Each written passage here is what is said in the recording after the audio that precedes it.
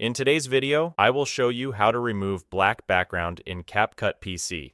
You can do so by importing the video and dragging it onto the timeline. I will be using this smoke effect, which, as you can see, has a completely black background. To remove this black background, click on the video in the top right corner, then enable the blend option. This option may already be enabled for you, as is the case for me. After that, you need to adjust the blend mode by clicking on this icon here. Now you have many options to choose from.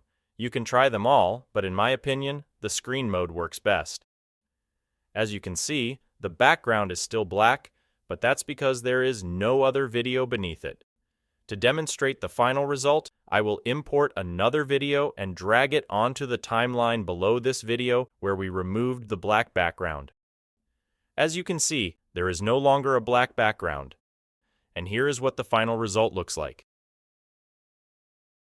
If you found this video helpful, please like and subscribe to my YouTube channel. Thank you for watching.